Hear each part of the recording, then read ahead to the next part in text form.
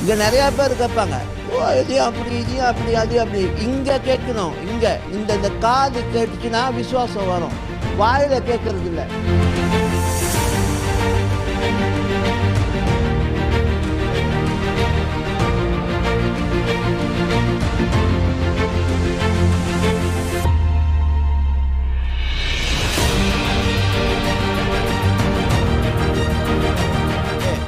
அப்போஸ்தலர் புத்தகம் 14வது அதிகாரம். அப்போஸ்தலர் புத்தகம் 14வது அதிகாரம் 8லேருந்து 10 வசனத்தை வாசிங்க. 8, 9, 10. லீஸ்திராவிலே ஒருவன் தன் தாயின் வயிற்றிலிருந்து பிறந்தது முதல் சப்பானியாயிருந்து ஒருபோதும் நடவாமல் கால்கள் வழங்காதவனாய் உட்கார்ந்து பவுல் பேசுகிறதை கேட்டுக்கொண்டிருந்தான். அவனை பவுல் உற்று பார்த்து, இரட்சிப்புக்கேற்ற விசுவாசம் அவனுக்கு உண்டென்று கண்டு, நீ எழுந்து காலூன்றி நிமிர்ந்து நில் என்று உரத்த சத்தத்தோடே சொன்னான். உடனே அவன் குதித்தெழுந்து நடந்தான். ஆமென். இங்க பாருங்க, அவர் பிரசங்கம் பண்ணிட்டு இருக்கிறாரு. ஒரு மனுஷன் அதை கூர்மையாக கேட்டுக்கிட்டு இருக்கிறாரு. இங்க பாருங்க, சுகத்தை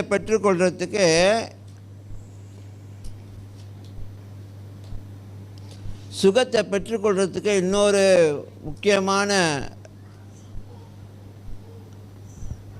உங்களுடைய பொறுப்பு என்ன தெரியுமா? பேசும்போது உத்து கேட்கணும். பேசும்போது கான்சன்ட்ரேட் பண்ணி கேட்கணும். ஏன்னா விசுவாசம் கேள்வினால் வரும். இந்த நிறையா கேள்வி இல்லை, இதில் நிறையா கேட்டுக்கிட்டு இங்கே நிறையா பேர் கேட்பாங்க, ஓ இதையும் அப்படி இதையும் அப்படி அது அப்படி. இங்கே கேட்கணும். இங்கே இந்த காது கேட்டுச்சுன்னா விசுவாசம் வரும். வாயில் கேட்கறது இல்லை. நிறையா கேள்வி கேட்டுக்கிட்டு போயிட்டே இருந்தால் நமக்கு என்னது தீர்வு வராது. இங்கே கேட்டோமா சரியா தீர்வு வரும். அப்போ இந்த மனுஷன் கூர்மையாக பவுல் பேசுகிறத கேட்டாராம்.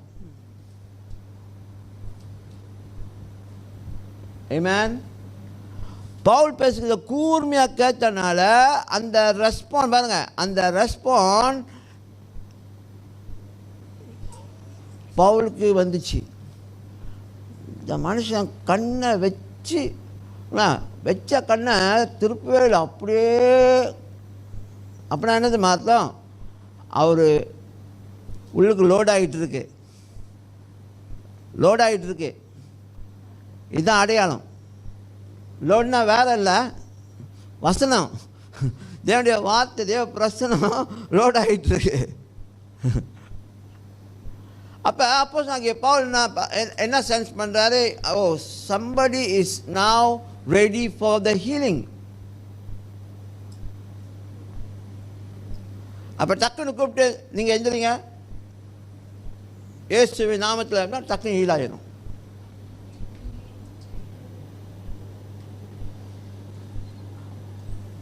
புரியுதா?